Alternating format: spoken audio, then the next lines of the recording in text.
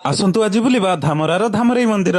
ତ ଗାଇସ୍, ଯେମିତି କି ଆପଣ ମାନେ ଜାଣିଥିବେ, ମୁଁ ଲୋକମାନଙ୍କୁ ପଚାରି ପଚାରି ଫାଇନାଲି ଧାମରାରେ ପହଞ୍ଚି ଯାଇଥିଲି। ଆଉ ଧାମରାରେ ପହଞ୍ଚି ସାରିବା ପରେ ମୁଁ ଫାଷ୍ଟ ବୁଲିବାକୁ ଚାଲିଗଲି ଏଠାରେ ଥିବା ଗୋଟେ ବହୁତ ବଡ ସମୁଦ୍ର ପାଖକୁ। ଆଉ ଆପଣ ମାନେ ବିଶ୍ୱାସ କରିବେନି, ମୁଁ ଯେତେବେଳେ ଚାନ୍ଦବାଲିରୁ ବାହାରିଲି ସେତେବେଳେ ବହୁତ ଖରା ହେଉଥିଲା, କିନ୍ତୁ ଯେତେବେଳେ ଆସି ସମୁଦ୍ର କୂଳରେ ପହଞ୍ଚିଗଲି ସେତେବେଳେ ବର୍ଷା ଷ୍ଟାର୍ଟ ହେଇଗଲା। ଆଉ ଯେହେତୁ ମୁଁ କେବେ ଧାମରା ବୁଲିବା ପାଇଁ ଆସିନାହିଁ, ସେଥିଲାଗି ଧାମରାର ଏତେ ବଡ ସମୁଦ୍ରକୁ ଦେଖି ମତେ ଭାରି ଡର ଲାଗୁଥିଲା। ତ ସମୁଦ୍ର ପାଖରେ ବୁଲାବୁଲି କରିସାରିବା ପରେ ମୁଁ ପଳେଇଆଇଲି ମାଙ୍କୁ ଦର୍ଶନ କରିବା ପାଇଁ। କିନ୍ତୁ ମାଙ୍କୁ ଦର୍ଶନ କରିବା ପୂର୍ବରୁ ମୁଁ ନିଜର ଗୋଡ ହାତ ଧୋଇକରି ପ୍ରବେଶ କଲି ମାଙ୍କର ବେଡା ଭିତରକୁ। ତ ଭାଇ ମାନେ, ମୁଁ ଛୋଟରୁ ବଡ ହେବା ଯାଏ କେବେ ବି ଧାମରା ବୁଲିବା ପାଇଁ ଆସିନଥିଲି, କିନ୍ତୁ ଆଜି ଯେହେତୁ ଏତେ ଦିନ ପରେ ମୁଁ ଫାର୍ଷ୍ଟ ଟାଇମ ଧାମରା ବୁଲିବା ପାଇଁ ଆସିଛି, ସେଥିଲାଗି ଆଜି ମତେ ଏତେ ଖୁସି ଲାଗୁଛି ଯେ ମୁଁ ଆପଣମାନଙ୍କୁ କେମିତି ବୁଝେଇ ପାରିବି ସେଟା କିଛି ଜାଣିପାରୁନାହିଁ। ତ ଭାଇ ମାନେ, ଧାମରାରେ ଥିବା ମା ଧାମରେଇଙ୍କର ମନ୍ଦିର ଏତେ ସୁନ୍ଦର ବୋଲି ମୁଁ କେବେ ସ୍ୱପ୍ନରେ ବି ଭାବିନଥିଲି। ତା ଛଡା ଏଠି ମା ଧାମରେଇଙ୍କ ସହ ଅନ୍ୟ ଦେବତାଙ୍କୁ ମଧ୍ୟ ପୂଜା କରାହେଉଛି ବୋଲି ମୁଁ ଜମା ଜାଣିନଥିଲି। ତା ଛଡା ଭାଇ ମାନେ, ଏଠିକା ମନ୍ଦିରର କାରୁକାର୍ଯ୍ୟ ଏତେ ସୁନ୍ଦର ଯେ ଆପଣ ମାନେ ଦେଖିଲେ ଆପଣମାନଙ୍କର ମନ ପୁରା ଖୁସି ହେଇଯିବ। ତ ଏମିତି ସୁନ୍ଦର ମନ୍ଦିର ଦେଖି ସାରିବା ପରେ ମୁଁ ସାଙ୍ଗେ ସାଙ୍ଗେ ଲାଗି ପଡିଲି ମନ୍ଦିରର ଆଉ ସବୁ କିଛି ଜିନିଷ ଏକ୍ସପ୍ଲୋର କରିବା ପାଇଁ। ଆଉ ଏମିତି ସବୁ କିଛି ଜିନିଷ ଦେଖୁ ଦେଖୁ ମୁଁ ଗୋଟେ ବିଚିତ୍ର ଜିନିଷ ଦେଖିବାକୁ ପାଇଲି। ଆଉ ସେଇ ଜିନିଷଟି ହେଉଛି ମାଙ୍କର ମନ୍ଦିର ଆଗରେ ଗୋଟେ ବହୁତ ବଡ ରାକ୍ଷସର ଚିତ୍ର ଅଙ୍କା ଯାଇଥିଲା। ଆଉ ଏମିତି ସବୁ ଜିନିଷ ଦେଖି ମୁଁ କିଛି ବୁଝିପାରିଲିନି। ତ ଗାଇସ୍, ଆପଣ ମାନେ ଯଦି ଏହା ବିଷୟରେ କିଛି ଜାଣିଛନ୍ତି ଆମକୁ ଟିକେ ଜଣେଇବେ ତି। ଆଉ ମାଙ୍କର ମନ୍ଦିର ଚାରିପିଠି ବୁଲୁ ବୁଲୁ ଟାଇମ ବହୁତ ହେଇଯାଇଥିଲା। ତ ତାପରେ ମୁଁ ମାଙ୍କ ଠାରୁ ବିଦାୟ ନେଇ ବାହାରିଲି ଘରକୁ ଯିବା ପାଇଁ।